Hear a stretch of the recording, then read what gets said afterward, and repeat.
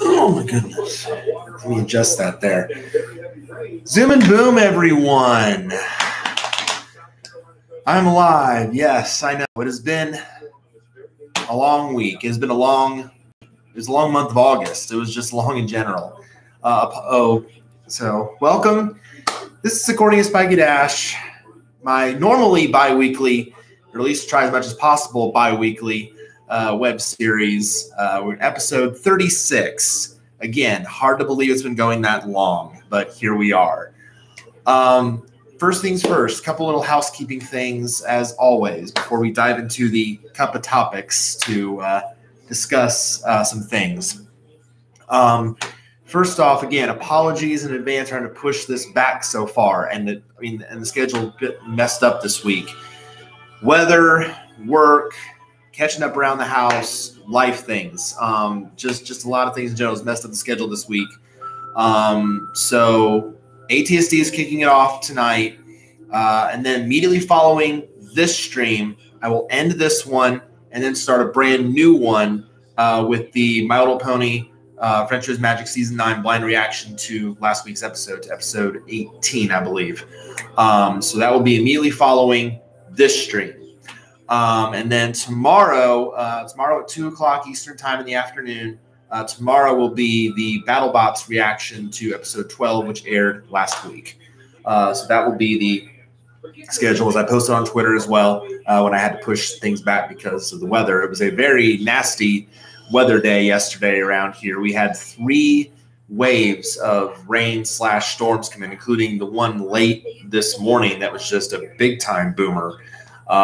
So it was definitely a very harrowing experience. I did not get much sleep. I only got about 5 hours of sleep going into work today in the early shift, but I got through it. I survived, just like I always tend to do. So yay for surviving work. But yeah, so schedule threw off. So again, apologies in advance for that. Second thing, I come up to look at this channel and oh my gosh, I have 60 subs. Wow. I mean, and now for me, that's mind blowing because again, I'm a smaller channel.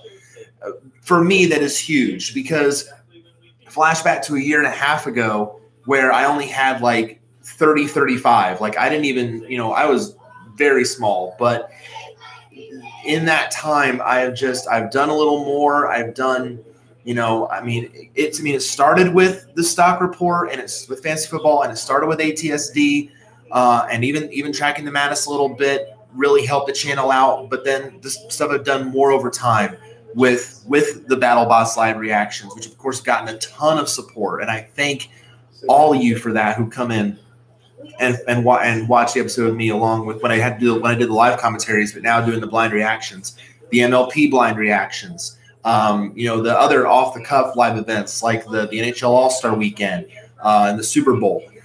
I cannot say this enough. I cannot say thank you enough for the support and your subscribing and the views. Thank you. That's really all I can say. It just warms my heart so much that you guys, and girls, enjoy the content, enjoy what I'm doing, and that just it warms my heart so much. So thank you. I hope that number continues to grow. Spread the word. It's I always say in the descriptions. Give it a thumbs up. Spread the word. Let people know. Hey, there's a channel out there that's doing BattleBots reactions or MLP reactions. Or just the standard. He's got a show every 2 weeks. He tries to do. With off the cuff stuff, or what else, hit the notification bell. Again, if you're a subscriber, hit the notification bell, hit that all. Make sure you're getting the notifications because I know sometimes with YouTube, they don't get the notifications. So make sure you're hitting that and seeing when I go live because, I'll always post it on Twitter, on my Twitter account. My Twitter is on my channel along with all my printed social media links, Facebook, Twitter, Instagram. It's all there. But I use Twitter the most, so I will always tweet out when I'm going live. So that way you're in the know. So, but again, thank you so much. That I saw that and I'm like, wow, that is massive. My next goal for me, obviously, is to get to 100. That would be the next step for me if I could get to that.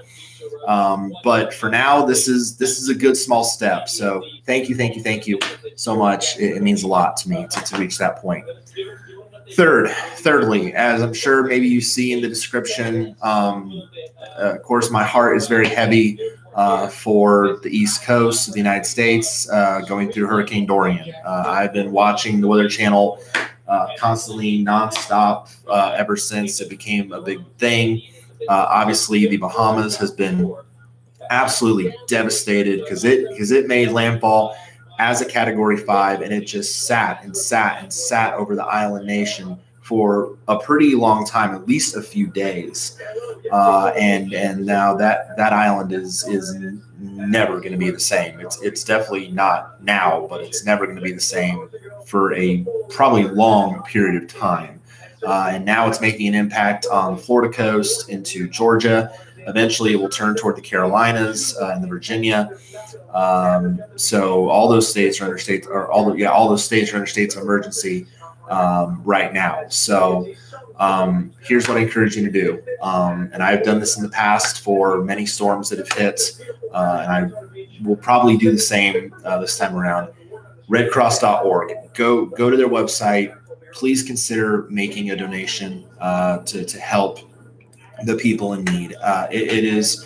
I've always been a very charitable person when I can be. Granted, I make a decent living, but not like high standard of living, but decent enough. And whenever I can give, I do try to give into solid charitable organizations that I believe in, and especially ones of need like the Red Cross. So please consider it. Again, the link, the site is in the description as well, redcross.org, or you can even text. I think they're doing the text thing again, where if you text the word, text the word Dorian to like 90999 or something like that, you'll immediately donate $10. So I hope that's true. If I'm stating it wrong, please forgive me on that. But normally I know they've done that for past storms. So Red Cross, forgive me if I'm stating that incorrectly. But their website is definitely taking donations. So please do that. Please consider that. The storm's not over yet. It's still a very strong Category 2. It's still going along the coast right now. Its outer bands are hitting Florida at this moment. Eventually, it's going to make a turn toward Georgia and the Carolinas. We don't know what impact it's going to have on that yet. Although they're saying it's going to impact the Carolinas a lot more than what it's doing to Florida and Georgia. So the Carolinas will probably take a pretty good shot. So please consider it. Redcross.org, if you can, make a donation. So even the people of the Bahamas, would be very beneficial, because I know they're on the ground there right now, helping out in that area as much as they can. So please consider that. So thank you so much. All right, enough of the house. Okay, that's all the housekeeping, I think, is what I have pretty much. Aside from that, I'm sure you guys have noticed my sign over here with voting Glimmy for best pony. That's in Luck Rock's tournament, by the way. He's had Luck Rock, if you follow him on Twitter, he always does a massive best character tournament at some point during the seasons, and he did one during the hiatus. And Glimmy here has always made the final at least. She won it the first time around. Then in the 128 character tournament, lost to Luna in the final, which, again, I can understand because Luna is very popular. So if she had to lose to anyone, I guess I don't mind it was Luna. But now she's made the final again for a third straight time, and now has to face Derpy in the final. And that's kind of a tough one for me because I was at Winnie City earlier this year, and Starlight lost to Derpy early on in the tournament. I think it was like the Sweet 16 or something where she lost. And I was like, wow, really? Starlight lost to Derpy in the round of 16. Again, don't know how. So here's hoping that Starlight can avenge that defeat to Derpy in the final. They're having the third place match actually going on right now between Twilight Sparkle and Fluttershy. So you can vote right now on Luck Rock's Twitter to decide that. What else? I guess I should mention like what I was tweeting about and doing before I even went live. Last night, while I was writing out the weather, I went back to Saberspark, who's again one of the fellow bronies, fellow, I guess maybe reviewers, reviews content, reviews movies and what have you. Please check out his channel. He's amazing. He has a lot more subscribers than I do, but I'm very inspired by him. And he had a video where it was comparing, did Disney's Lion King rip off this very popular Japanese anime called Kimba the White Lion? And apparently that topic had been touched on before and been done by a lot of other people besides Saber, but he was mentioning that and showing the similarities. And I kept into thinking, and I'm looking at it and I'm like, this actually seems like a pretty cool concept. It's like a pretty cool idea. Like, I mean, yes, I see the similarities are very similar, but the anime actually looks pretty cool. And really, I'm not big into anime. I'm not really a big anime fan. But this one just kind of like piqued my interest a bit. So I actually started like really getting into it. And actually I did a little more research on it. And actually there is a baseball team in Japan, the Cebu Lions, that actually have like one of their mascots, like their male mascot, Leo, which is the Japanese name for Kimba, is actually like one of their mascots, which is really cool. And the Japanese baseball mascots I've heard are pretty cool. But you got to check this one out with Cebu, because like he's known for like doing like these, like he's kind of like a gymnast, like does these backflips and crazy stuff. He threw out a first pitch, like doing a backflip before he threw it. It's so cool. Like it's really neat. So you got to check that out. But so I then started like trying to find out more about the anime, and actually there's like tons of different versions of this anime. Like there was the manga that started, then there was the anime that originally aired in the United States for 52 episodes on NBC. That's what I'm starting to watch right now. And then there was like the movie based on that. There was like the New Adventures, and then another movie based off of that, like in 2009. So there are several versions of Kimba out there, and I can now understand. After 2 episodes of watching, like I've already watched the first 2 episodes of the NBC airing. And I got to say, I understand now why Kimba is so beloved, because everything about it just flows so well. Like from the animation to the voice acting is incredible. To, just the morals that are told, like it flows so well.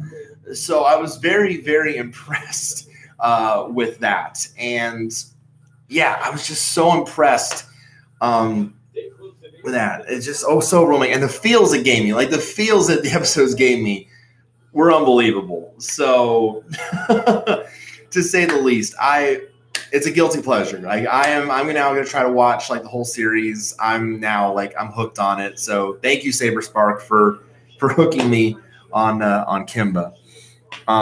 So that's what I was doing beforehand. But now we're going to get into the cup of topics. 6 topics lined up here. Let's see what is going to come out first. I'm sure I'll grab 2. Grief. That would have been bad. This is a good one. This is a good one because the season is kicking off this week. Updated NFL predictions. A lot has gone on in the NFL lately. A lot of news stories. Of course, the big one actually just today, Zeke Elliott did sign his deal with the Cowboys. So the man did get paid. 6 years, $90 million, I believe is the extension. I can talk. Extension that Zeke got. So that is so that's been going on. A lot of other things happen with teams as well. So I have my updated predictions now for the season. Here we go. So here is my projection. Now, what I do when I do these predictions, the thing of it is, I pick like the entire schedule. Like I go week by week by week, and I pick like the entire schedule, and that's basically how I do these. So that way I determine, my playoff teams, who I think is going to get in, who doesn't. So that's really how I kind of view the season. I really put under a solid microscope first. So AFC, let's start with the AFC East. I mean, let's not kid ourselves. This is New England's division. New England really does not have a tough schedule. But granted, New England is also, they're the defending champs. They're probably going to be a contender as long as Tom Brady and Bill Belichick are there, or they die on the field, whichever happens first. Kidding, of course. But, it's all kidding aside. They are, they're a strong team. The talent is up and down the roster. I have them going 13-3, which would be tops in the AFC. They are. I don't really see a whole lot of losses here. They'll lose at Miami in week 2 because they always lose at Miami. I have them losing at the Jets in week 7 because that's probably just a week that Sam Darnold's going to go off. And then I have them losing at Baltimore in week 9 because of Lamar Jackson and the talent that Baltimore has. But everyone else, I think New England's going to win. I have Buffalo second. I think Buffalo is going to be a real fun team to watch this year. Buffalo with Josh Allen there. Now, granted, they did let LaShawn McCoy go. It's another big surprise. That was a big cut surprise. LaShawn McCoy is no longer there. He's now in Kansas City. Guess what Kansas City needs? Another great weapon. But now you've got Allen. You've got Devin Singletary. You've got Frank Gore there, TJ Yeldon. So the backs are pretty solid veterans with the young rookie and Singletary. You've got John Brown there, a top wide receiver, and you've got a solid defense to build around. Buffalo is going to surprise people this year. I have Buffalo going 9-7. Not quite a playoff team, but they're certainly going to surprise, I think, a lot of people. I think Buffalo's going to start really strong out of the gate. I have them 5-1 through week 7 because, look at the schedule. At the Jets, I think that's a win. At the Giants is certainly a win as long as Eli starts. Cincinnati's going to be terrible. Yeah, that's a win. They won't beat New England, obviously. But at Tennessee, that's a win. Then they have a bye. And then Miami, I think Miami's, is tanking. So I think Miami, I might adjust Miami's record later, but for all intents and purposes, Miami's probably going to tank. So yeah, I have Buffalo 5-1 through the first 7 weeks of the season. After that, I have them regressing a little bit because their schedule does get a little bit tougher. But still, 9-7, not a bad year. That's certainly a stepping stone for Buffalo to build off of. They have a nice foundation, and they're going to surprise people this year. Now, actually, when I did this, I have Miami right now at 7-9. Granted, that might change. Miami is. Okay, we know Miami, with Ryan Fitzpatrick and Josh Rosen, we know the competition at quarterback is solid. Now, Fitzpatrick's going to be the starter for week 1. But after that, who knows when Rosen potentially could take over, especially if Fitzmagic starts to struggle. Right now I have Miami 7-9, but I would not be surprised if that falls into 5-11 territory or worse. Because the teams of course, I've been beating New England week 2 because I always do that. I haven't beaten the Chargers week 4. That looks a little question marky now, but I don't know what I was thinking at the time to pick them over the Chargers, but I don't know. That's up for debate. Now, Washington, I think, is still a winnable game. Jets in week 9, that's winnable. Now, I have them beating Buffalo week 11 at home, but only because it's at home. I have actually beaten the Jets twice, and they very well could. If it's Fitzpatrick or Rosen, they might beat the Jets twice, but I don't know. I think maybe one of those eventually could be a Jets victory. And then I have them beating Cincinnati because a lot of people are going to beat Cincinnati this year. So 7-9 certainly is a possibility, but more realistically, it probably could be more along the lines of 6-10 or 5-11, depending on those Jets games and the Charger game. So that seems a little more realistic. In fact, you know what? I'm going to go ahead right now. I'm going to change that Charger game to a loss. Move this out of the way.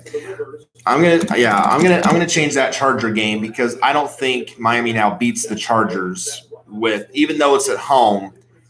I don't think with what they have right now, I don't think that they beat the Chargers. Do I still think they beat the Jets twice? Yeah, I'll keep that because again, the Jets are just as much a mystery as Miami is.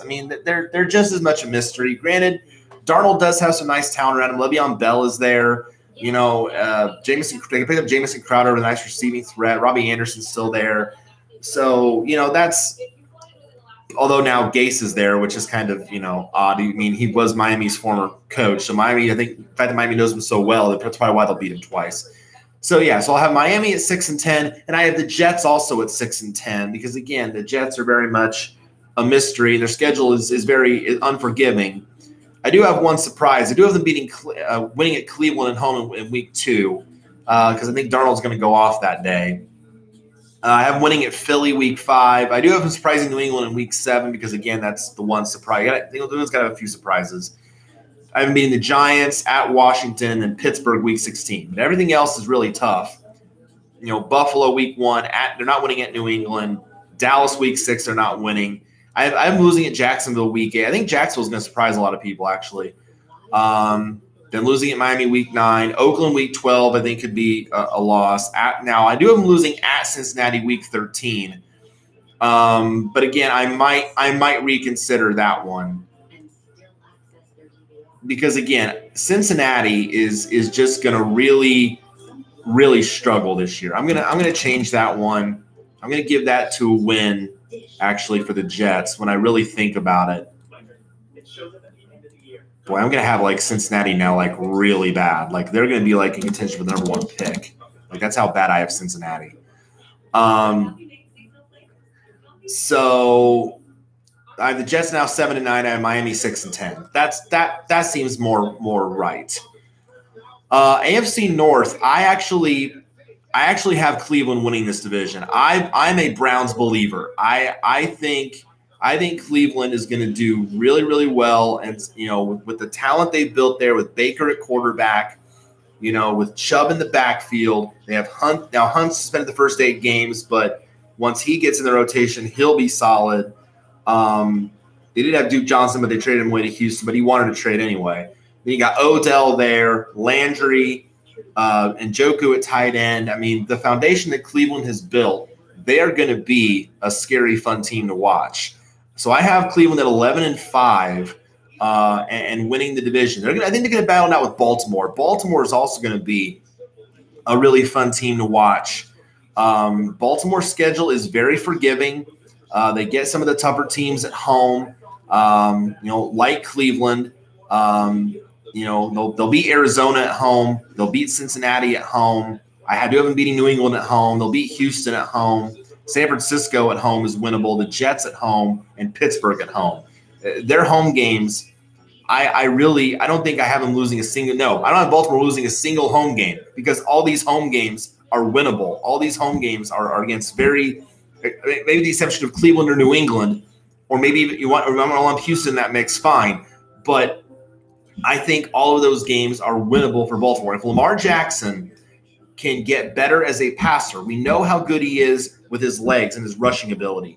If he can develop better as a passer with the talent that's there, Baltimore could be scary. So I have them as 11-5 as well, and I have them as a wild card team in the playoffs.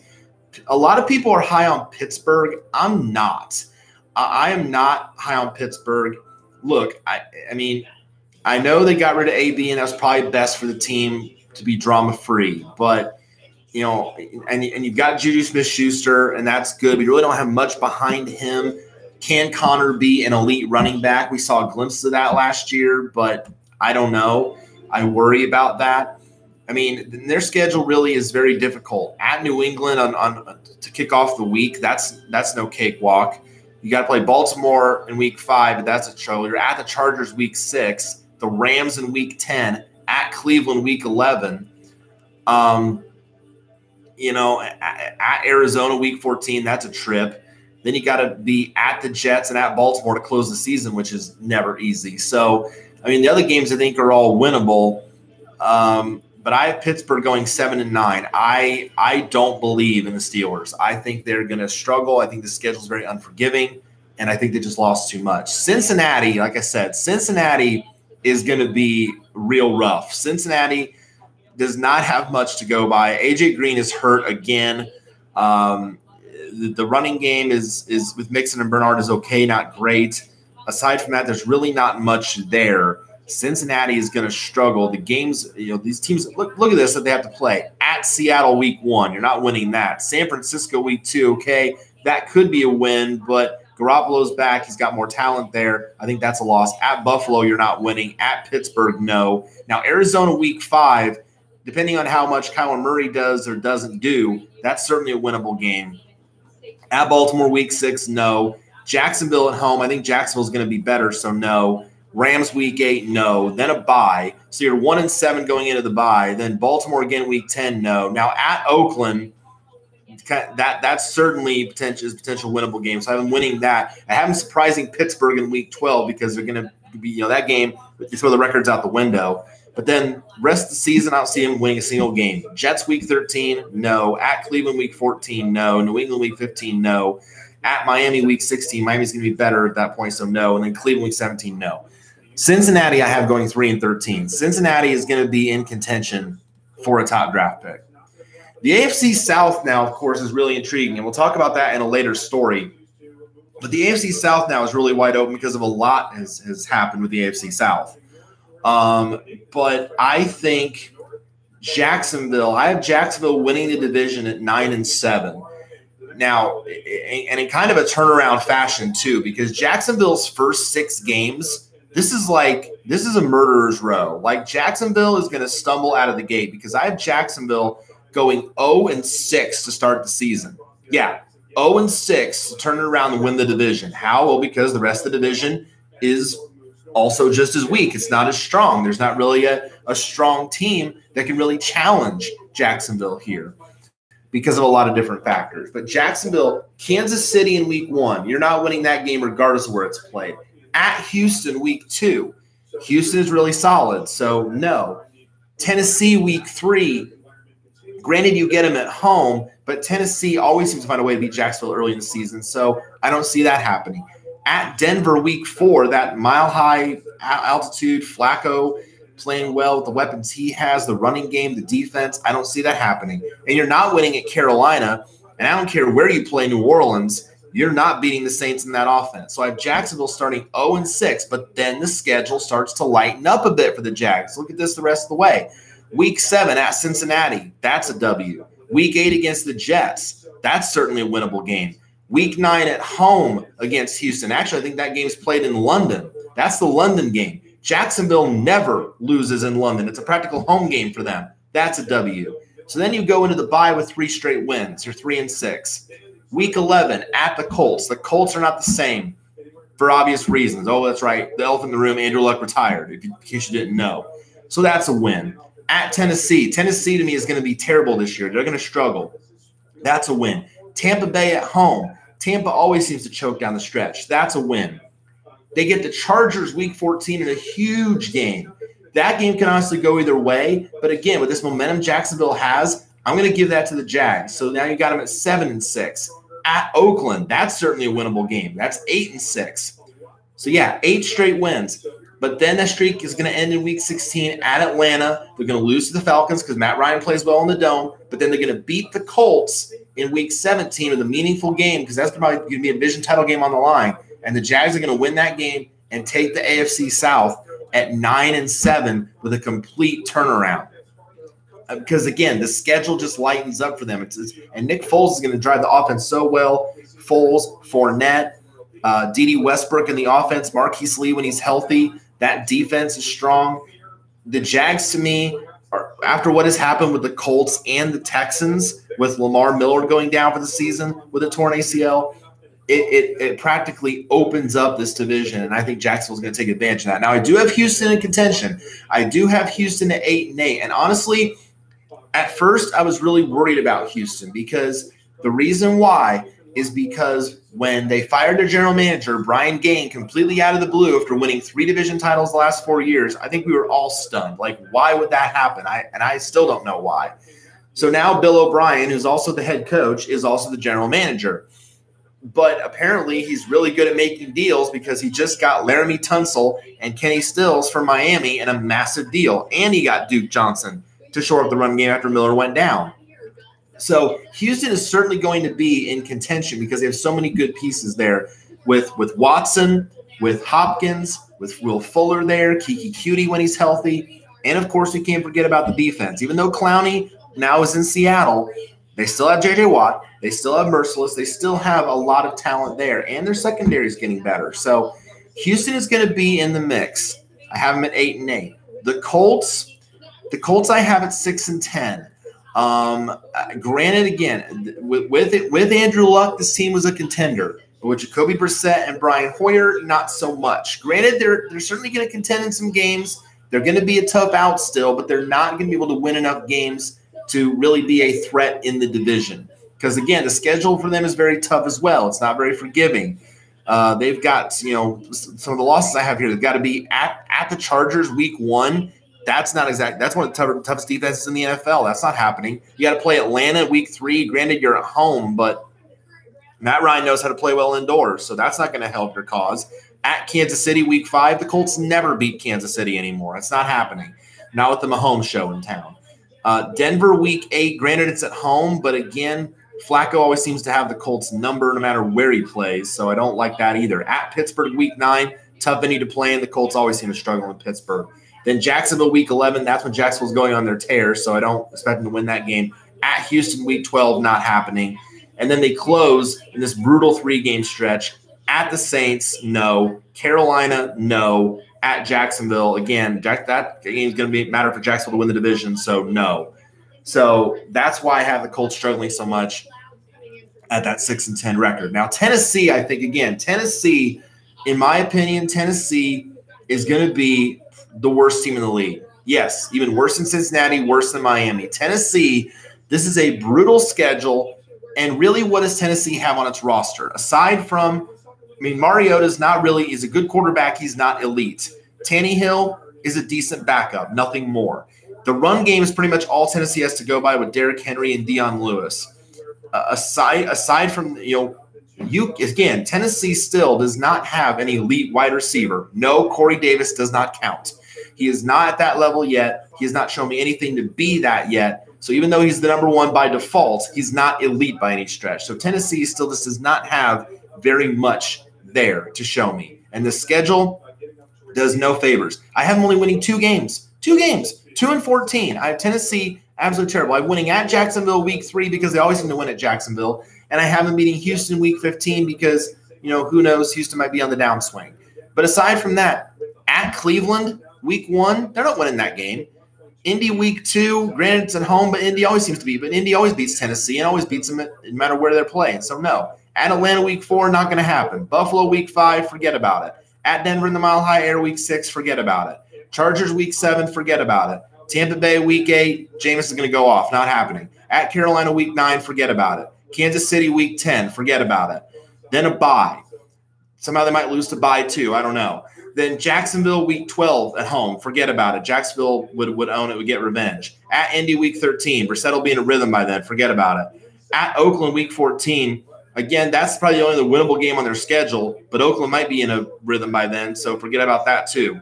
Then the win over Houston, then New Orleans week 16, forget about it, and then at Houston week 17, not happening. This schedule is brutal. This schedule is one of the toughest in the NFL. 2-14, Tennessee is going to suck. AFC West, again, this is Kansas City's division. This is Kansas City's division for the taking.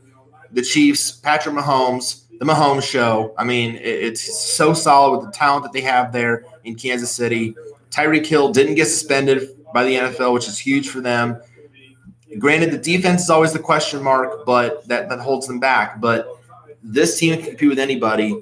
I have them going 12-4. Only losses, week 2 at Oakland because Oakland's going to find a way to somehow win that game, start strong for the year. Again, at Denver, week 7. The Chargers, I think week 11. And then at New England because New England always owns them in week 14. But aside from that, all wins. Kansas City is going to rule the roost. Now, the Chargers is the wild card team here at 10-6. The Chargers always seem to be right in the mix because, again, they're just as talented from top to bottom. Granted, a big question mark is going to be Melvin Gordon and when he comes back from the holdout. But here's the thing.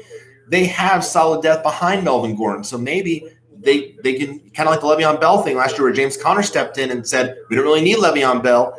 This is a chance for Austin Eckler and Justin Jackson to do the same thing and step up and take that role. So I have the Chargers here at 10-6 in second. I have Denver at 7-9.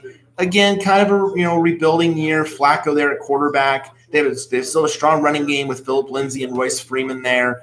And, the receiving core is young, but, these are great except from Emmanuel Sanders. But aside from that, the tight ends are young. The defense is still going to be a question mark, and the schedule's still tough. I have Denver starting 1-4 out of the gate, kind of bouncing back the rest of the way, but kind of hits and misses. But Denver goes 7-9. I have Oakland going 6-10. I mean, let's be real with ourselves. The Raiders were on Hard Knocks. Like it's going to be a tricky year for them. I have them stumbling, getting the first 2 wins against Denver and Kansas City, thinking, oh yeah, we're going to be good. Then they lose the next 5 games at Minnesota, at Indianapolis, home with Chicago. I think actually that's neutral site in Mexico City, I want to say, or London. Then a bye week at Green Bay, at Houston. Find me a win in that bunch. You can't. So that's when things really bottom out for the Raiders and they kind of level off the rest of the season. So 6-10, last place. So playoff teams in the AFC: 1 New England at 13-3, 2 would be Kansas City at 12-4.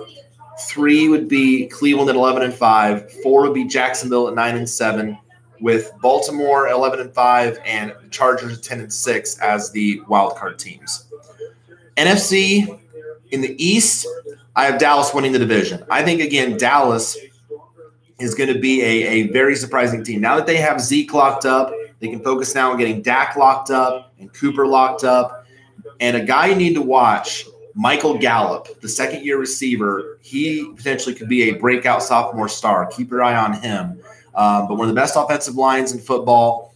They are just very, very solid. Jason Witten came out of retirement. He's back there as a strong weapon. Dallas is going to be very impressive. I have Dallas coming out of the gate at 6-1.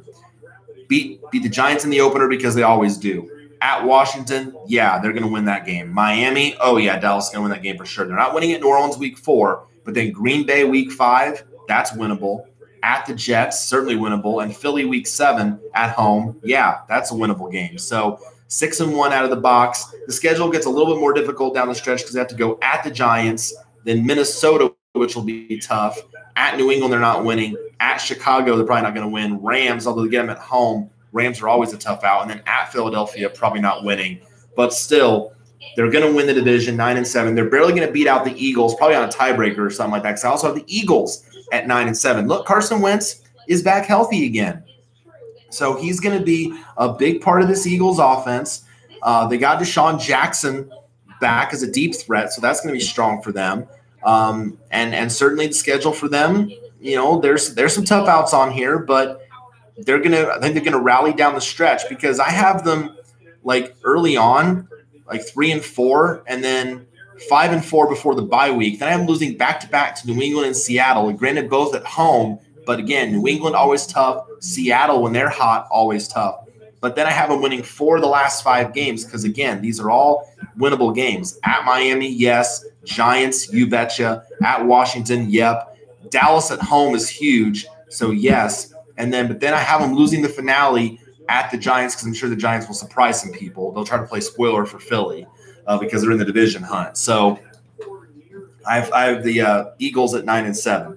The Giants and Washington are going to struggle. The Giants and Washington are not going to be very good. I have them both at 4-12. Look, Giants, we know we're in a transitional period. Eli is pretty much probably going to be on his way out soon. And unless they start Daniel Jones at some point in the season, they're not going to turn around. They can't rely on Saquon Barkley all year. They can't rely on Sterling Shepard or Golden Tate when he comes back from his 4-game suspension all year. They're going to have to find a solid quarterback. And they hopefully have found it in Daniel Jones. But until they play him, I'm not confident in the Giants. I have the Giants losing their first 6 games of the season. Again, kind of like Jacksonville, although I think this slate, I don't think it's as tough as Jacksonville's, but still, these are some solid teams.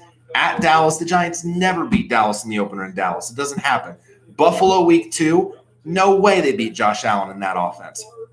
At Tampa Bay against Jameis, no way. Washington week 4. Now, granted, that might be a winnable game, but it's going to be kind of an ugly game because, again, it's the battle of the 2 bottom feeders in the division. So I have that going right now to Washington. Minnesota week 5, they're not winning. At New England week 6, they're not winning. So I have the Giants starting out 0-6. The only wins I have all come at home against Arizona. They spring a surprise on Dallas in week 9. Miami, week 15 and Philly week 17 because they're going to play spoiler. That's it. Washington, again, kind of in the same boat. Until Dwayne Haskins starts and gets some playing time and maybe can turn this offense around, I don't see how this team can be competitive. Again, I have them only beating 4 teams. I actually have them beating the Giants twice. So I have them sweeping the Giants twice. I have them beating Detroit. A lot of people are going to beat Detroit this year. And then San Francisco in week 7 at home. But again, that's it. Everyone else, to me, doesn't look like a win. I mean, the one loss that maybe could be a win, could be a win, is at Miami, week 6, depending on Miami's status. But everyone else, I don't see them beating. So they're going to struggle. NFC North, this is going to be a fun division to watch. I think this one could really be uber competitive. It always does seem to be. I have Minnesota winning the division at 10-6. I think Minnesota, again, very talented roster. Kirk Cousins, yeah, he's not a great quarterback, but he gets the job done, and that's really what's most important. And you got Dalvin Cook in the backfield. You don't have Latavius Murray there anymore, but you got the young kid Madison, who's going to make a pretty big impact, I think. You still got Adam Thielen and Stephon Diggs there, 2 of the top talents. What's the tight end's name? Kyle Rudolph. You got him there still. Still a strong defensive unit. Minnesota is going to be always a fun watch.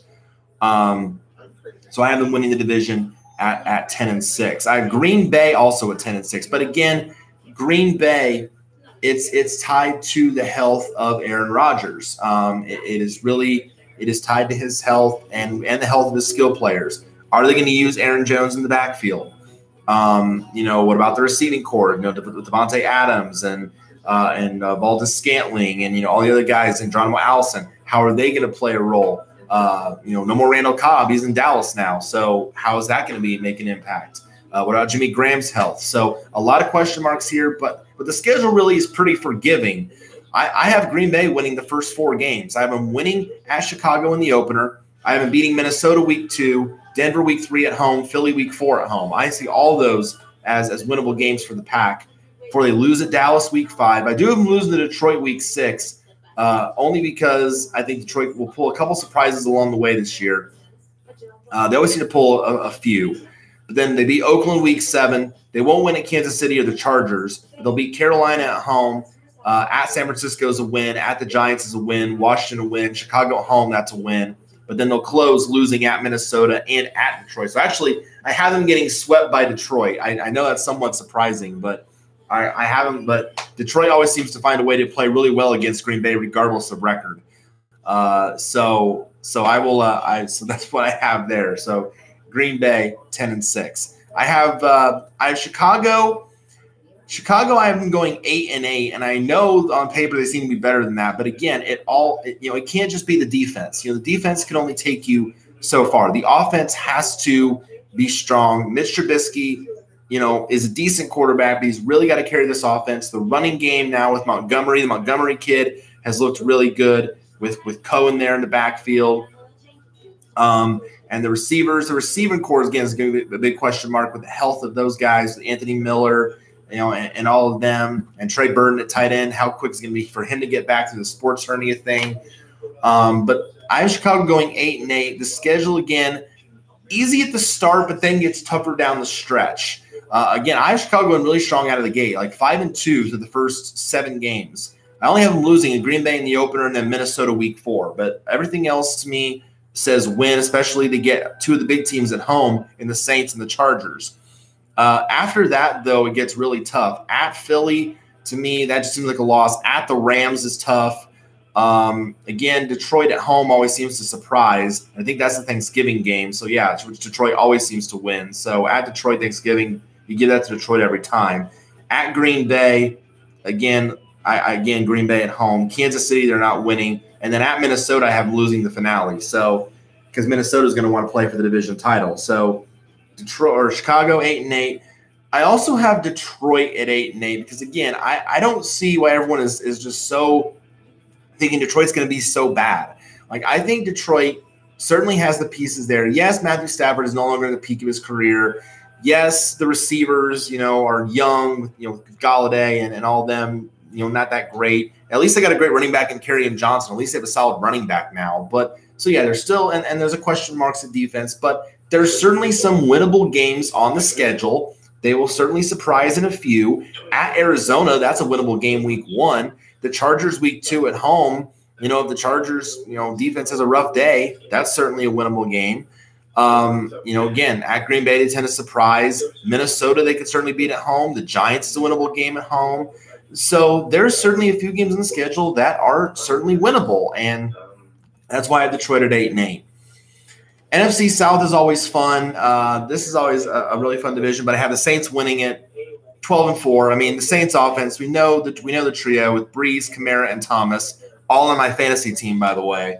They are just fun to watch. This offense, always tough. The only 4 losses I have to them are all on the road because, let's be real, we know that they play better at home than do on the road. I am losing at Seattle week 3, at Chicago week 7, at Atlanta down the stretch, and then at Carolina in the finale. So that's the only 4 I have them losing. So I don't have them losing. Again, I don't have them losing any game at home because, again, these teams to me, I feel like they'll beat at home. Houston, yeah, they can beat them at home. Dallas, they can certainly beat at home.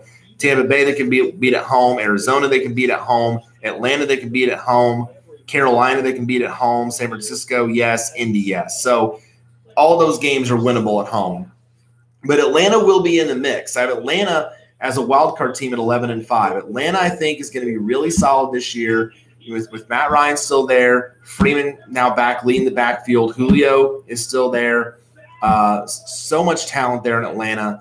And again, I have them. I don't see a home game on their schedule that potentially. I mean, there's a few that they might lose, but again, they tend to play better at home.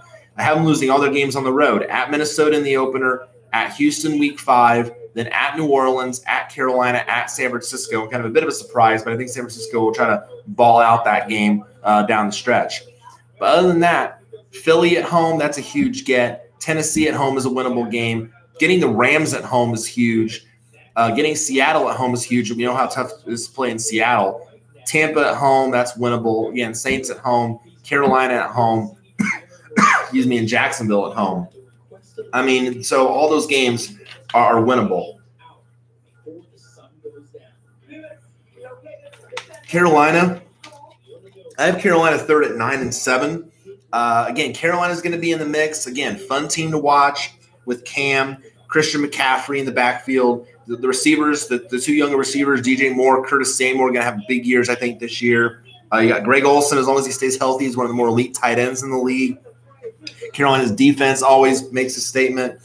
So yeah, this is a very, and again, a very easy schedule to navigate. So to me, certainly more wins could be a possibility, but 9-7 is not out of the question. And Tampa, I think, Tampa is going to be a tough out, but again, I don't think Tampa is going to contend. I think Tampa is going to, again, really struggle because the schedule is very tough. The schedule does them no favors. The talent certainly is there in Tampa with Jameis, with Arians now as coach, with Mike Evans at receiver. Again, the running backs are still kind of a mystery with Barber and Jones. You don't know what you're going to get out of either guy. But, if Arians can't make Jameis work, I don't know, what else you can do. And now Fitzpatrick is gone, so I don't know what you can do. But this schedule is very, very tough. I have them only winning 3 games, 3-13. I mean, the Giants week 3 at Tennessee and then Arizona. That's pretty much it. I mean, San Francisco certainly could be a winnable game, but again, I think San Francisco is more talented. At Carolina, no. At the Rams, no. At New Orleans, no. Again, I don't see them being Carolina at all. At Seattle's not happening. New Orleans is not happening either way. At Atlanta, no. At Jacksonville, I think Jacksonville's going to be better, so no. I have them losing to Indy too, so I guess, again, I think Indy will be in a rhythm by that time. At Detroit, no. Houston, no. And Atlanta, no. So, again, I don't see too many wins there in Tampa's future. And then the NFC West is going to be very top-heavy. I mean, I think it's going to come down to the Rams and Seattle. But I do have Seattle actually winning the division at 10-6, tiebreaker over the Rams. I think Seattle – look, Seattle, again, finds a way to get the job done. Pete Carroll is a find-a-way coach. He finds a way with what he has to get the job done. It's not flashy. It's not, ooh, ah, us, look at us, but it gets the job done. Russell Wilson, one of the more talented quarterbacks in the NFL, can make plays with his legs, but can also throw the ball really, really well, especially down the field. He doesn't have Doug Baldwin anymore, but he still has Tyler Lockett. He's got the young receivers like John Brown and Moore. David Moore is still there. And then the running game with Carson and Penny, and the defense got a big upgrade with Clowney. So there's potential here. And really the schedule is, again, not too, it's pretty forgiving. I have actually Seattle for the first 4 games like in an even 4-4, like alternating wins and losses. But after that, it really lightens up. Tampa Bay at San Francisco, then a bye before you go at Philly, which I think they can win. Minnesota at home is a winnable game. I don't think they're going to win it at the Rams or at Carolina, but then you close with Arizona and San Francisco, the 2 bottom feeders of the division. So Seattle certainly can turn this around if they start really slow. And I think that's what they're going to do at 10-6. But also have the Rams as a playoff team at 10-6. I mean, the Rams they didn't really lose a whole lot. Granted, they made a lot of changes defensively, but they got Eric Weddle, who's one of the better safeties in the league. Jared Goff, they just locked him up with a longer contract extension. So your quarterback's still there. If Gurley's healthy, then it's a great thing.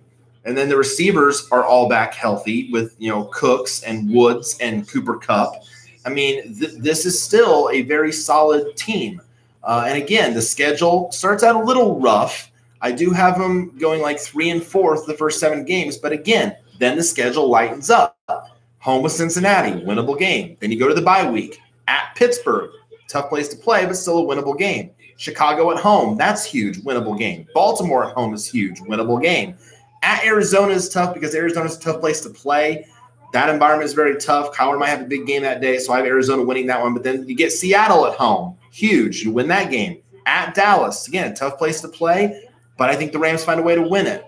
At San Francisco is always challenging, so I'm losing that one. But then again, I have them getting the revenge game and beating Arizona at home to close out 10-6 and get in the playoffs. San Francisco and Arizona, let's be real. They're both rebuilding. They're both rebuilding teams.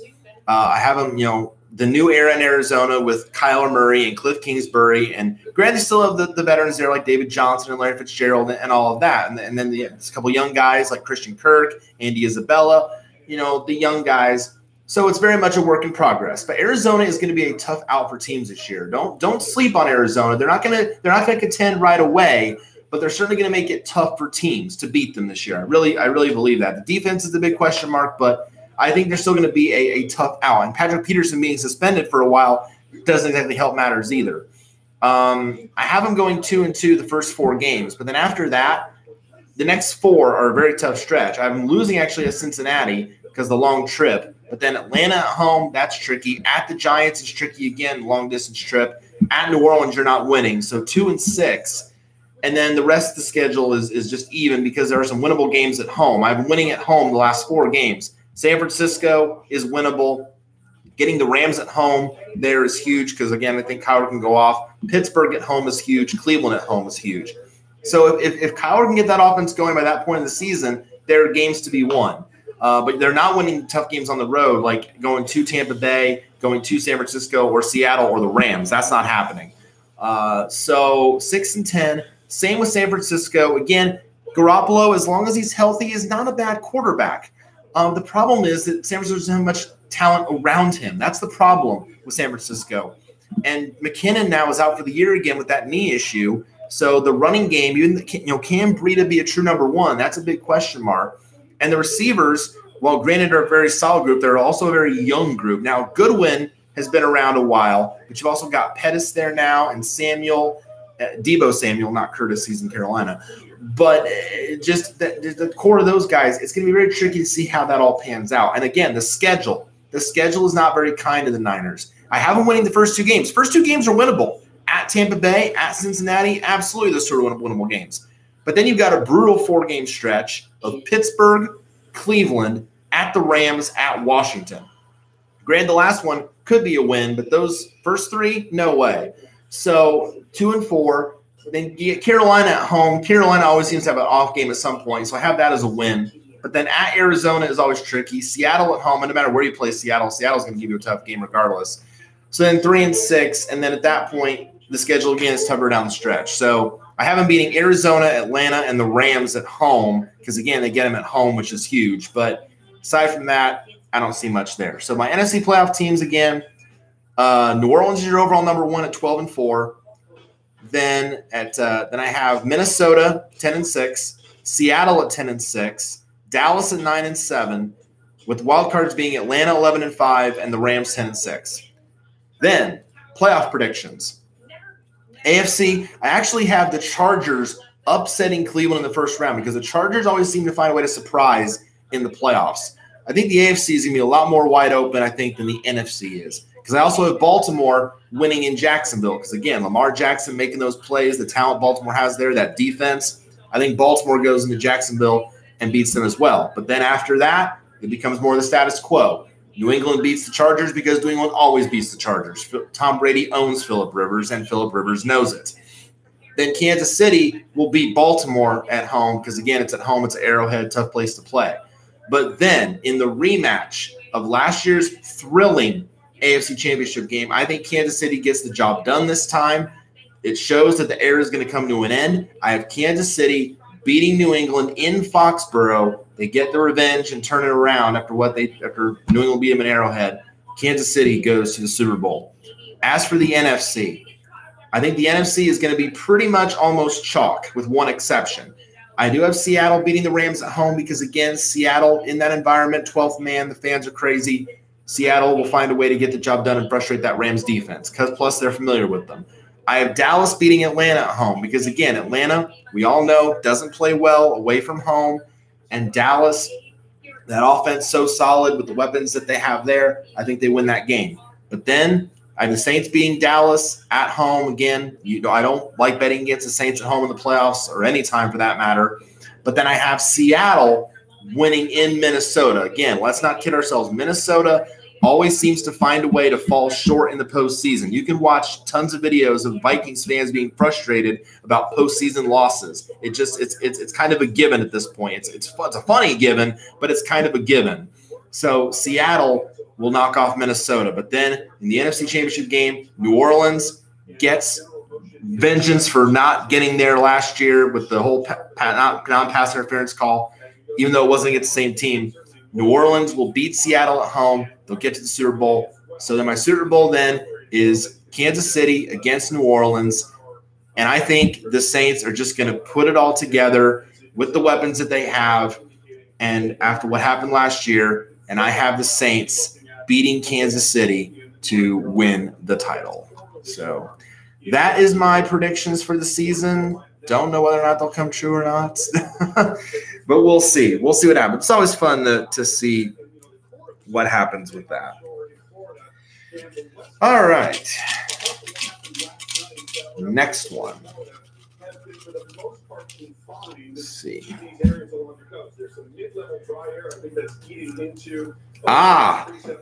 Good one. Another good one.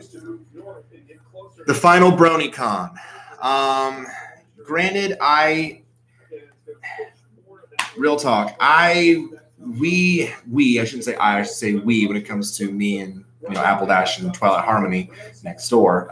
We debated a long time whether or not to attend the final BronyCon in Baltimore because it was the last one. But as we had mentioned on previous shows, it was very difficult with the travel and the distance away and all that and money and making that happen was just very, very difficult. And probably in the end, it was a good thing that we didn't go. As great as the experience would have been, it was probably good that we didn't because there was a ton of people. It set records. It smashed its own record.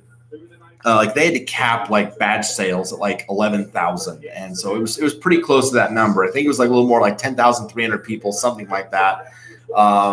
So yeah, it was absolutely, and there were lines all weekend long. But from what I could gather, everyone just, it's like any convention. When you're there, you're in the moment. You take it in, you enjoy it, you spend the time with your friends, and you just enjoy every single moment that you can.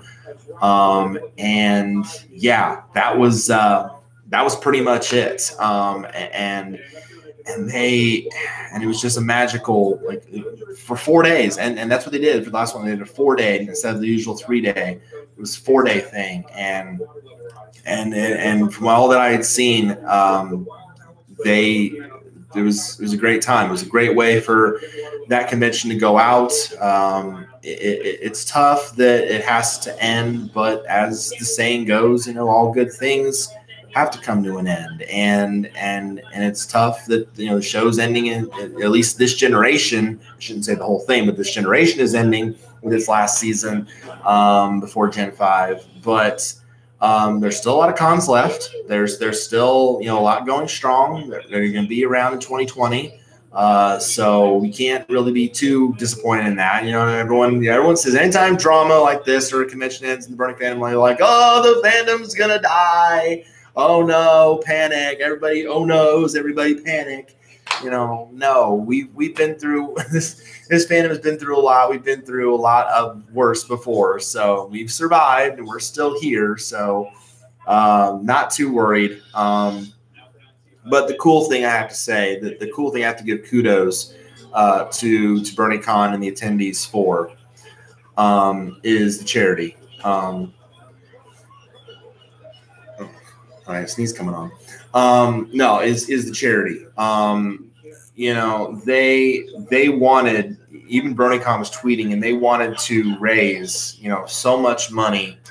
They wanted to raise a ton of money for Cure Search, which helps toward, I think it's cancer and other things like that. And they raised $100,000. That smashes any Brony convention record.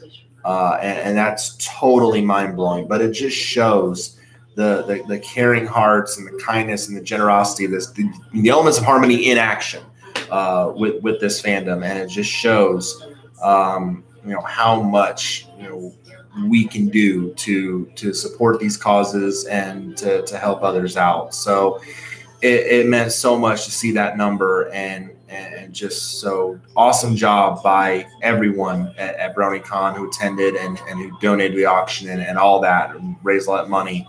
Absolutely incredible. Just an absolutely incredible job. So yeah, as tough as it is to see that go, the other ones, they're not going to try to replace BronyCon. Granted, there is going to be a new convention in the same area in Ocean City, Maryland, called Sequestria Fest. And now it's not going to replace BronyCon. There will only be one BronyCon ever. It's not going to be duplicated. It's not going to be like attempted to be duplicated. There'll always be only one. But I think really the job of other conventions is just, is to keep the flame alive, and they've said, as long as people keep coming, as long as they keep, pre-register early, that's always a key, because that's how they make most of the money. As long as people keep coming and supporting the conventions, they will continue to thrive, and they will go strong. So as long as that keeps happening, the current ones like BabsCon in San Francisco, like Winnie City, like Ponyville Cider Fest in Milwaukee, all these, HarmonyCon in Dallas that just started, all of these, will still go strong. So that's a big key. Keep supporting these conventions. Keep TrotCon in Columbus, another one that got a lot of hype, and I'll mention that one too. But yeah, keep supporting these conventions. There, as long as we keep going and keep throwing our support, as long as we keep showing, hey, we're still here, we're still a big fandom, we're not going anywhere, and we have Gen 5 to look forward to. So as long as it sticks around, don't fret. You remember what BronyCon was. Remember the good times. Remember that it existed. And keep those memories in your heart. But don't let the flame die. Keep the flame going. That's the big thing to remember. All right. Next. Topic number 3. Even though we're already 2 weeks into the season, but I can probably still briefly talk about this. High school football. I am big, of course.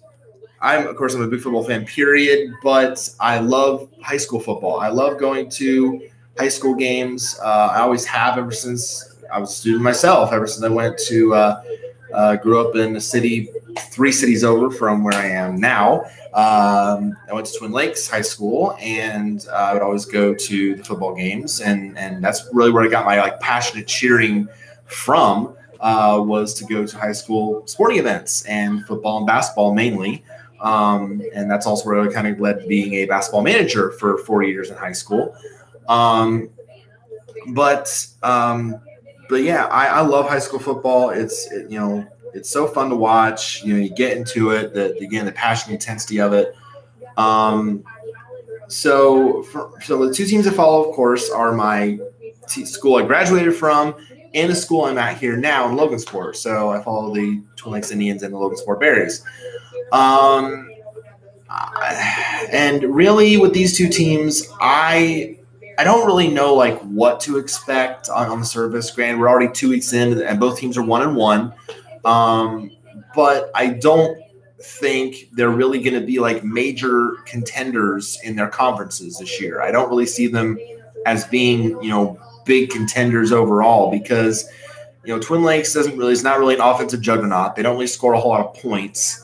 And when it comes to playing the tougher teams in the Hoosier Conference, they tend to struggle. You got to play the likes of West Lafayette, who won the Class 3A title last year. They play Lafayette Jeff, who's a highly ranked team. I think they got a couple other highly ranked teams coming up on the schedule as well. So it's just going to be a very tough year. I think again for Twin Lakes, it's been really tough for them ever since I graduated. Our last really good team was my senior year of high school in 2005, when we made it all the way to I think the regional final or no, we made it to the sectional final, and then we lost the sectional final to Hamilton Heights is what I remember. Or we went undefeated that year. We went either we got to the final or we got to the regional final and lost to Hamilton Heights there. Or Andrean, one of the 2. So yeah, so that's been tough. It's been tough ever since. There have been some decent years in between, but nothing to that level of success. Now here in Logansport, again, kind of with the Berries, it's been a rough go. We're in a very tough conference in the North Central Conference. We run this wing T offense that's very popular. But it's just very, very tough because our defense has some issues. In our first loss to Peru, we lost 45-21, and we could not stop one of their fast running backs for nothing. But bounce back second week, we beat Frankfurt this past week 35-12, so that was good. But then we get into conference play, and this is where it gets tough. We play Harrison this week. That's always a challenge. Then we got to play McCutcheon, who's always tough. We got to play the number 1 team in the state in Marion.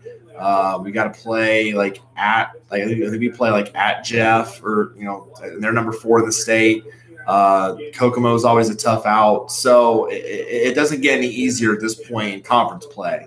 We did find a way to win a couple games last year. We beat Indy Tech, I think. We beat Muncie Central, which is a surprise because Muncie Central usually kicks our butt every year. But it's progress. It's little by little progress. The offense looks great. I'm just more worried about the defense more than anything, especially after week 1. So other big surprises across the state. Pioneer. Now, Pioneer got moved up in class. Pioneer had been dominating Class A for years, and they won back-to-back state titles. Well, usually what that means is you get bumped up a class because of what's called the success factor.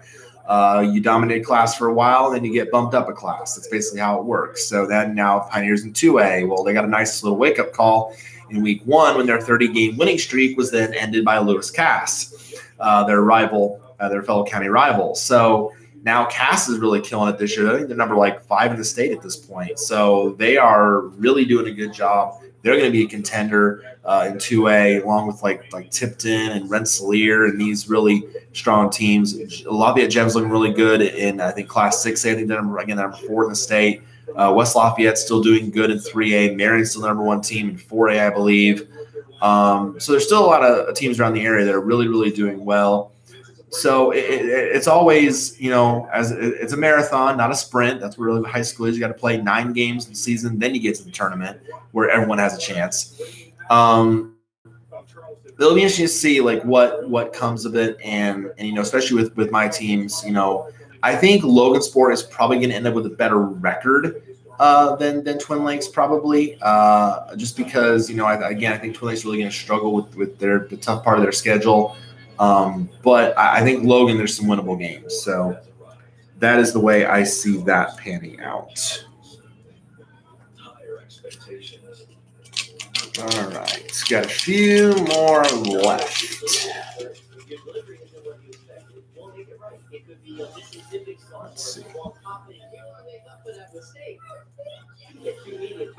Okay. Here was the story that I was alluding to when I was doing my NFL predictions. The Colts and the Texans and their losses they suffered. I will never forget now where I was when I found out that Andrew Luck was retiring. I was actually watching preseason football. I was watching one of the either earlier NFL preseason games or a live one. And all of a sudden I see on the Twitter feeds that breaking news, Madam Schefter, Andrew Luck just said that he's retiring. And I'm like, wait, what? Like, is this a joke or is this real? Like, is this legit? And then all of a sudden everybody else started responding. And it's like, no, it's real. This is the real thing.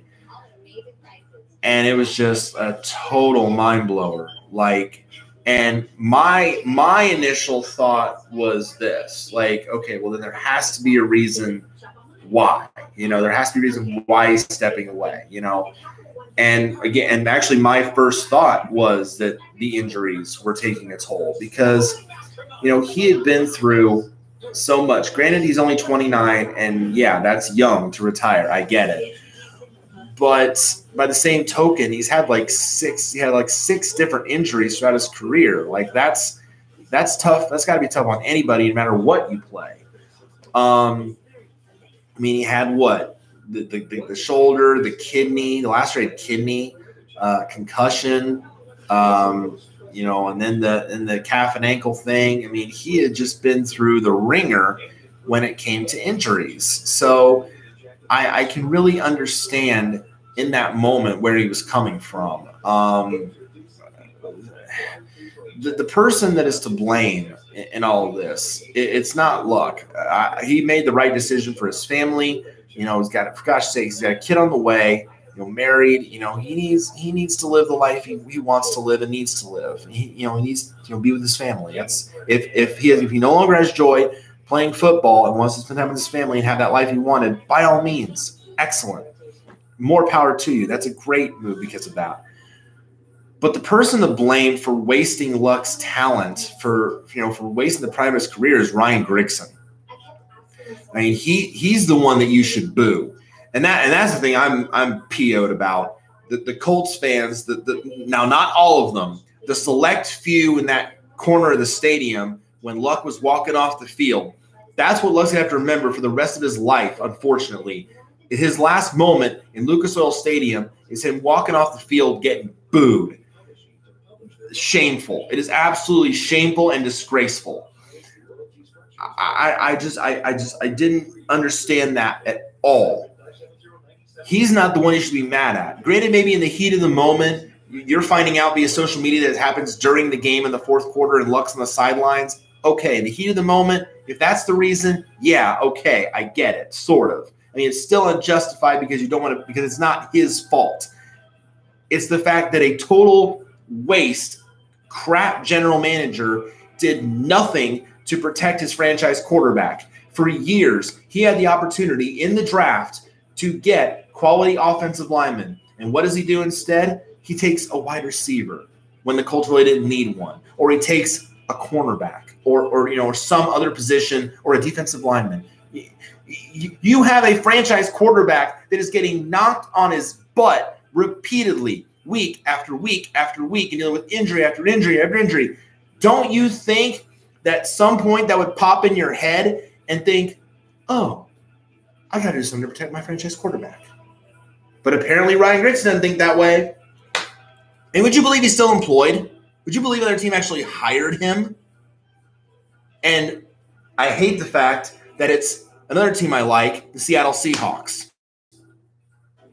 He still has a job. And he did that and wasted Andrew Luck's career. Unbelievable. But as Chris Ballard, who's I think is doing an amazing job as general manager, by the way, which was a great hire and is crushing it, what he said was that, it's next man up.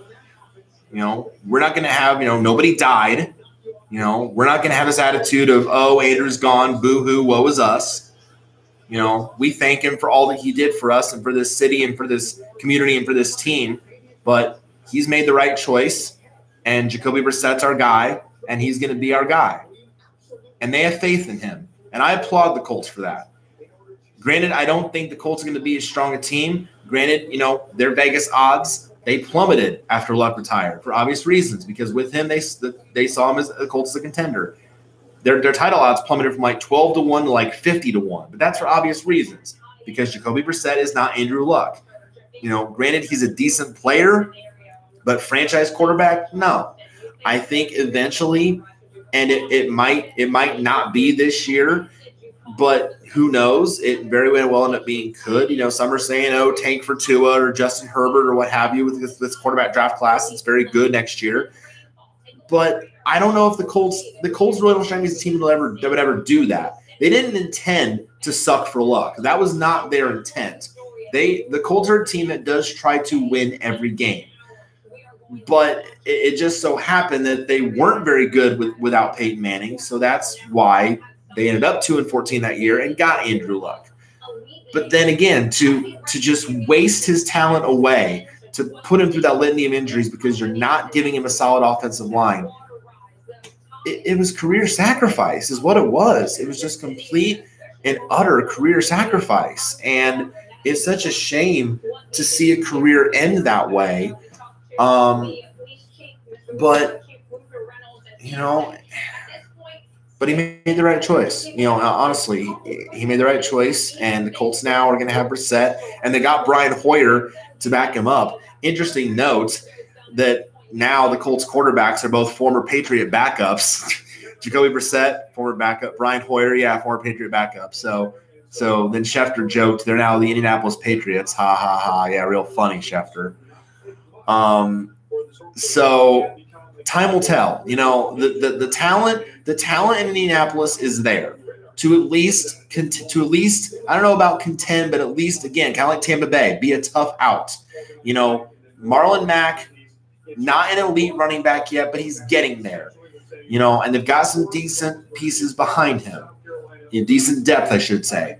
T.Y. Hilton is still one of the best receivers in the NFL, period. They got some young guys behind him. Paris Campbell is going to be a fun one to watch. They signed Devin Funchess in the offseason. So as long as they can stay healthy, they're going to be nice targets. The tight ends are back healthy. Eric Ebron coming off a career year. Jack Doyle is back healthy. Mo Alley Cox, the former VCU basketball player, is still on the roster. So the talent is certainly there around Brissett. He just needs to make it work and develop a really good rhythm and rapport with these guys. If they can do that, then who knows? Maybe they could surprise some people.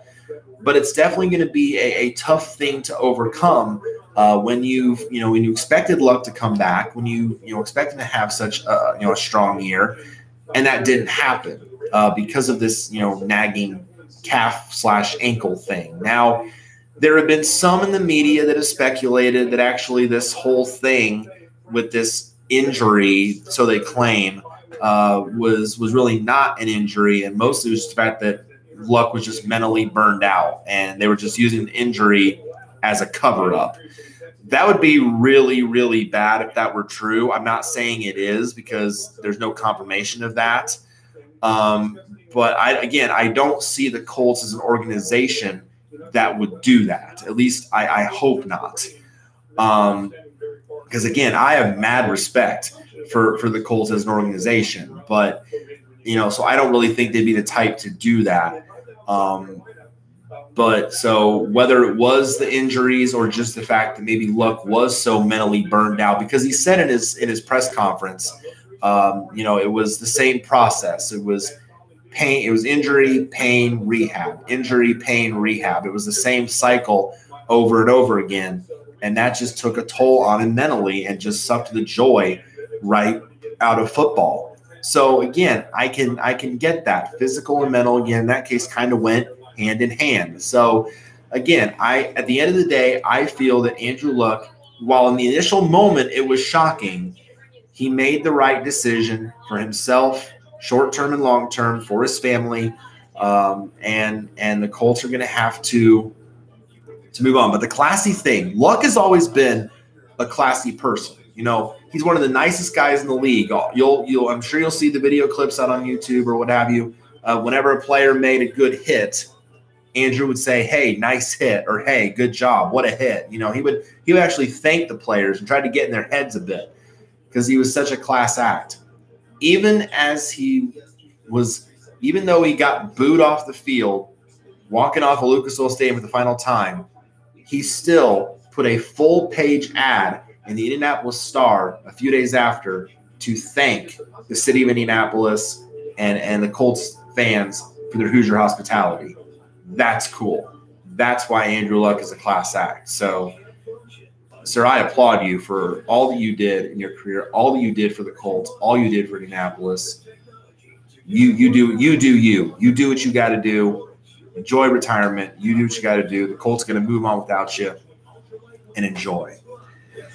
Now, for the Houston Texans, on the other hand, when Lamar Miller went down in the preseason, I knew right away. Like, I knew what had happened right away. Third play of the game, it was against Dallas. It was a game the Texans were going to lose 34-0, unfortunately. But I knew right away what had happened because knees don't bend that way. I didn't even need to see a replay. I knew what happened right away. Not only did he tear his ACL, he tore his MCL as well. So it was not a pretty sight. Carted off the field, like I knew. So that was tough to watch because Miller's been a very solid running back. Again, I wouldn't say elite, but again, gets the job done. But then Houston made a great move getting Duke Johnson from Cleveland.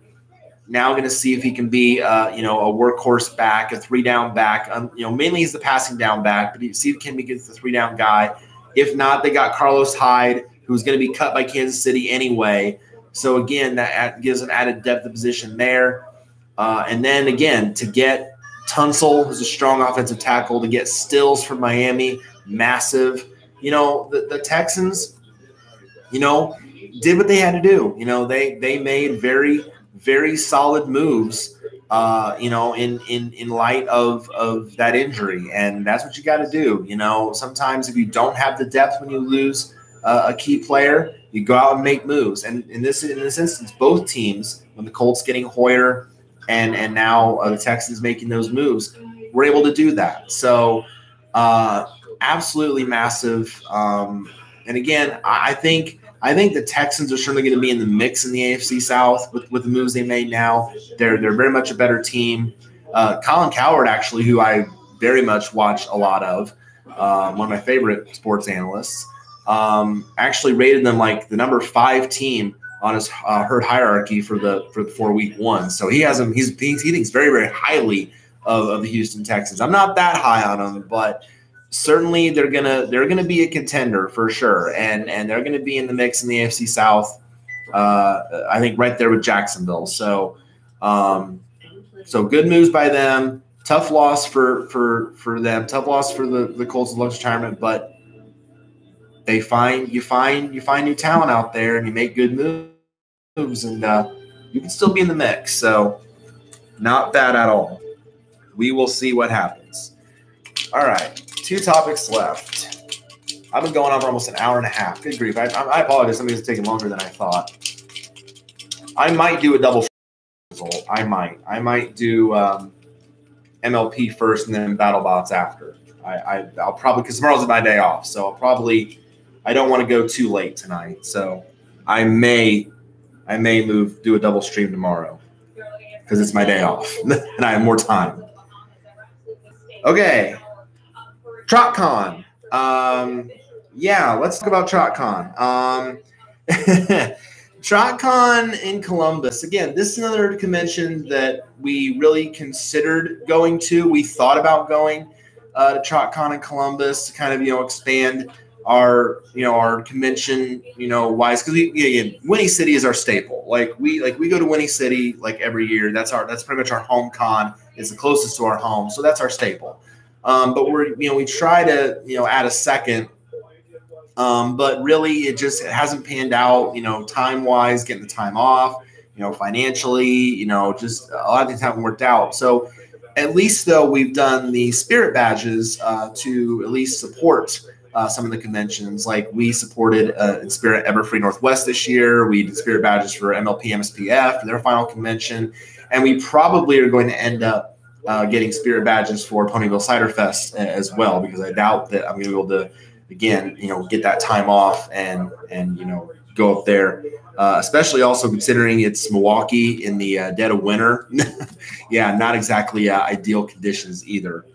So, but TrotCon is certainly still on our list of ones we consider. TrotCon is actually getting like a really big following, because I don't know if you guys are on Twitter with the meme, anyway, come to TrotCon. That's like taking off and like exploding on Twitter.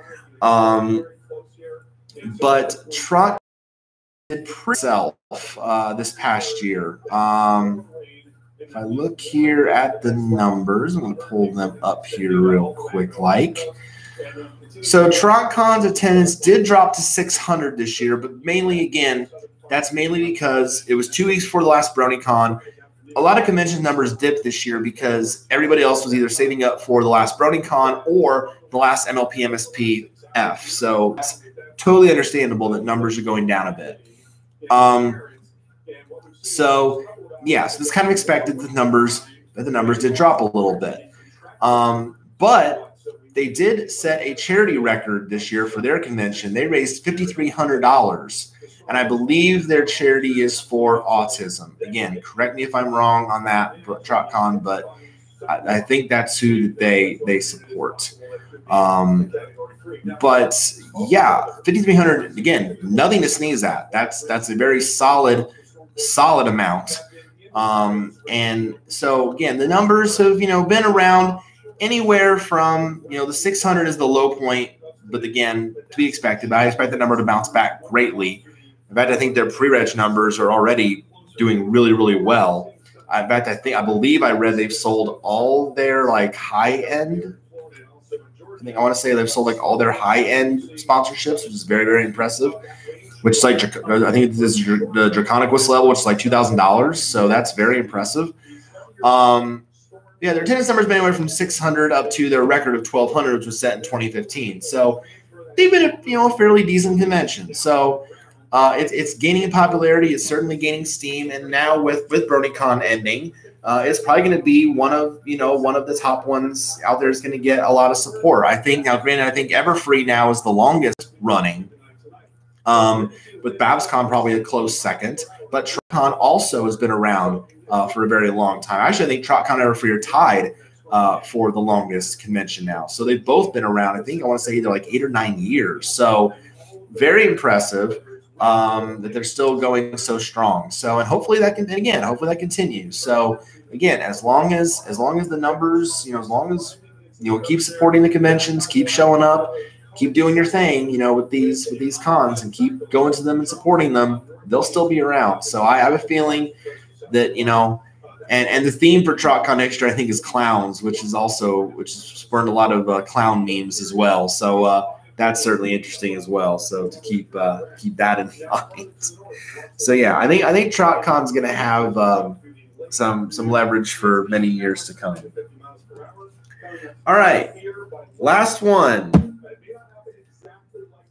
and I'm glad this actually is last because this one actually was one of my more fun moments that I've experienced lately.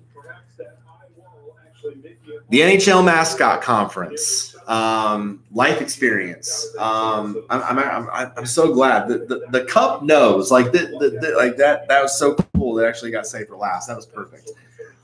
So, as you guys probably, if you don't know, first, why have you been living under a rock? But second off, if you guys don't know, I'm a big mascot fan. I have been for many, many years, and I follow a ton on Twitter. I've met many in person, and I just love their craft and love what they do. You know, the passion they show, you know, for their teams, the intensity, what they do in their communities. I am all for that. So when I saw that the Mascot Hall of Fame, which is only 2 hours north from me in Whiting, Indiana, again, I am so amazed that I got that lucky to have the Mascot Hall of Fame in my home state. Yeah, I don't know how I got that lucky, but I'm also a big believer in fate. So when I saw that Tommy Hawk, who the mascot from the Chicago Blackhawks, was actually doing they were having their conference this year and in Chicago, and their starting point was the Mascot Hall where Tommy got inducted earlier this year. So when I saw that, I'm like, oh my gosh, yes, I need to find a way to be there. Because, you know, number one, I hadn't seen the NHL mascots in like 3 years. Like it's hard to believe it had been 3 years since Matt and I went to Nashville for Fanfare as part of All-Star Weekend and saw them, almost all of them except for one. But it had been that long since we went, and it had just a blast in Nashville. So it was an opportunity for me to catch up with some of my old friends that I had met there, and some of my favorites, but also an opportunity to meet a couple new ones who I, supposedly, Gritty was going to be there from the Flyers, and Gritty, I'm still kind of, I'm not really fully vested in Gritty. I haven't really caught the fever on Gritty yet, but he was actually, I will say this about Gritty. He was pretty cool. He was cool at the Hall. He was actually, I will say that. I'll give him that. He was, and very beloved as he should be. He's, for gosh sakes, now he's the most followed mascot on Twitter. So that was cool. So I got to meet him finally, and I thought that Chance from the Golden Knights was going to be there. He was advertised as being there. Unfortunately, he was not there, nor was Stanley C. Panther from the Panthers, who I needed a picture with. From what I read, Stanley's flight got delayed, so that's why he couldn't make it on time. I don't know why Chance was not there, honestly. No explanation from him as to why he wasn't there, unfortunately. So missed opportunity there. But then I got to see some other favorites. Of course, Tommy, because he's, Tommy I warmed to. Tommy, I wasn't a fan of at first, but after I met him at induction weekend, he's so good with the fans. He's very, I love his, his gymnast abilities. I wonder, every time he does all those backflips, how his knees don't get blown out, because like you got to be really in shape and have really tough lower body strength to be able to do that consistently. So that I really like about Tommy Hawk, but I warmed to him, and then seeing some other favorites, Wild Wing from the Ducks was there, Nash from the Predators was there, who of course I said great things about Nashville for the way the city throws a party, which it does. But it was good to see him again. Bailey from the LA Kings was there, which I've warmed to Bailey over the years because he's a bit sassy on Twitter, but only for on ice stuff. Off the ice, I think we developed a real respect and friendship for each other. Even though our teams are rivals, I think we developed a good respect for each other. I even told him, I said, hey, I don't care how many Twitter followers Gritty has. You're still number one on Twitter to me. And he really appreciated that, and I got a big hug and appreciation for that. So that was cool from Bailey. That's actually the third time now I've seen Bailey now, which is hard to believe. But so once in Nashville, there at the Hall, and then I actually saw him again in Carmel at the Mascot Pewee game a couple years ago, the football game too. So that was really cool. I've seen Bailey a lot. Seeing Thunderbug again was so great. He's my right there with S.J. Sharkey. He's my number one favorite. He's my favorite from the Eastern Conference. Sharkey's my favorite from the West. But seeing Thunderbug again was so great. I I was wearing my Tampa Bay like All-Star NHL, because I wanted to be more neutral, so I didn't get kicked in the butt by a certain New Jersey mascot that shall not be named. But I but I was I wore my All-Star jersey to be more neutral, but it was from the one from Tampa Bay. But seeing Thunderbug, going up right away, and I said, I missed you so much from 3 years ago. I missed seeing you. You are my favorite, and I got a big hug there, and then I had him sign, or get a picture with him again, and then I got one more big hug for the thank you, and he's just so great. So cool. I love it. There could probably not be a place now. Like, I shouldn't say this, but I guess in the moment I'm saying this. I don't know, besides a Brony convention, there might not be, or a sports venue, there might not be a place more on this earth that makes me smile more than the Mascot Hall of Fame. Like, I am in there and it is like a second home to me now. Like, I smile so much just when I'm in there, like, whether the mascots are there or not, I just feel so at home there. I'm like in the element of, oh my gosh, this is not only where they're enshrined and admired for what they do and respected for what they do, but it's like, this is, and it's because it's so interactive. Like, not only do you get to see, all of them there, but it's interactive. Every exhibit's interactive. Everything about it is interactive. And being a member has its perks. You get in for free, which is the cool thing. You get free admission for a year. Hello, you don't spend $12 every time you go there. You get 10% off of merch. That's why I bought so much merch from the hall, because 10% off. Hello. I get the newsletter. I get invites to special events. So it is so neat. And so I have, anytime there's a cool event like that, I want to make it. Granted, I know there might be sometimes that I can't, but I will try my darndest to make it to everyone. So it's such a great experience. I'm now up to 66 mascots that I've met now in person as a result of that event. There are still a few on my bucket list that I've not met. There's still a few. Let's see. One I'm going to be rectifying here in a few days, actually, 10 days from now. As I'm sure if you follow me on Twitter, you've seen the countdown from counting down to the TCU Purdue football game on the September 14th. That's where I'm hopefully going to meet Super Frog, the TCU mascot. So again, fingers, toes, everything crossed, wings, hooves, whatever. I'm going to, hopefully that day is going to happen for the TCU Purdue game. So that hopefully would be number 67. Let's see, who else is on my list still? Mr. Met. I still have to meet Mr. Met at some point from the Mets, because he wasn't able to make it to induction weekend because the Mets were home that day. Ramses from North Carolina. I would love to meet Ramses. North Carolina's been a school that I root for so hard for so many years because he's awesome. So I would love to meet him. Big Red from the Arizona Cardinals is one that's been on my list for a long time. Rory from the Lions. Again, he was supposed to be at one of the mascot Pee Wee games a couple years ago, didn't make it. But again, he kept his promise and got me these cool autograph cards and the letter, and a very nice letter that he signed.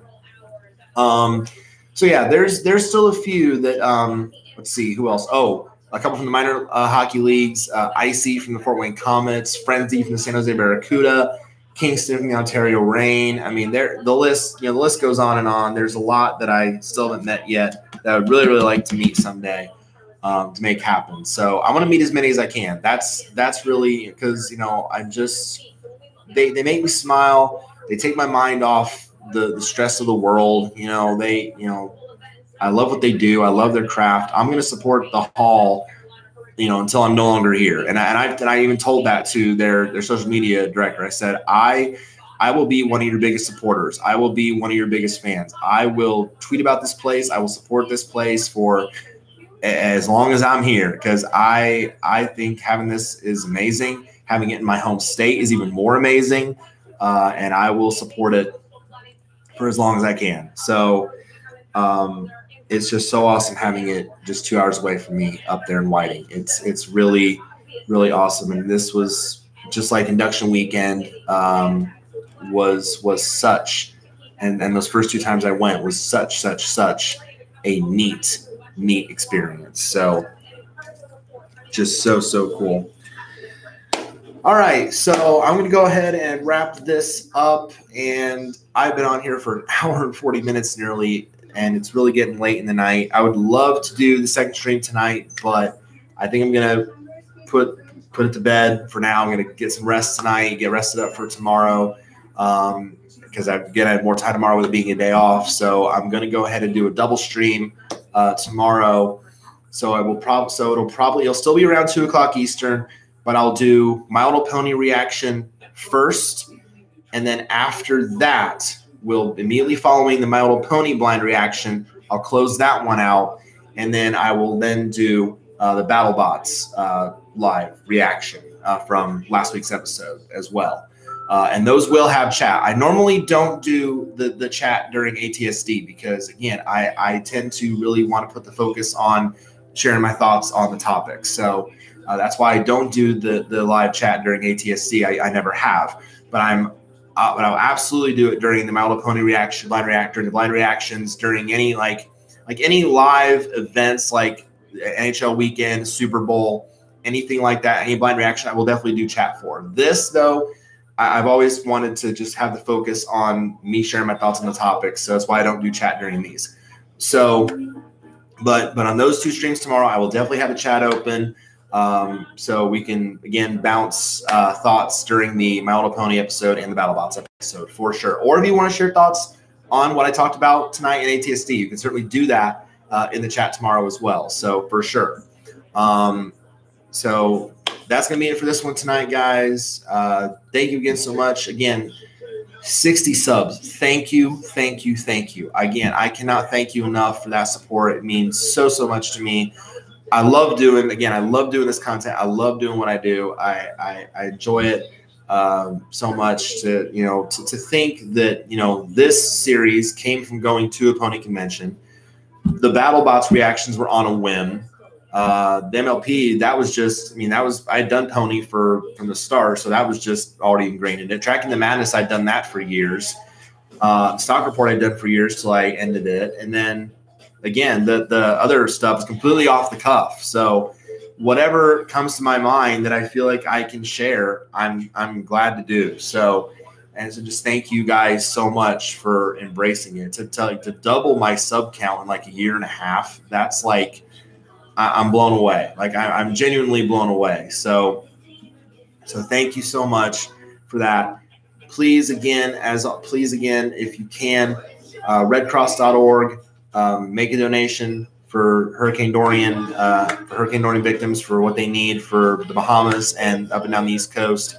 My thoughts are with all of you, my Florida friends, my Florida followers, the Carolinas, my North Carolina friends and fans, Carolina Mudcats area and that as well. I know the Mudcats are using their stadium venue for their parking lot for their relief workers. So that's awesome. Good job, Mudcats. Thinking of you guys. As Dorian comes along. So please, if you can, make a donation to that as well. Thank you guys so much. Signing off for tonight. I will see you tomorrow, 2 p.m. Eastern, back-to-back streams for My Little Pony blind reaction and BattleBots blind reaction as well. God bless. Good night. Spiky Dash signing off. Take care.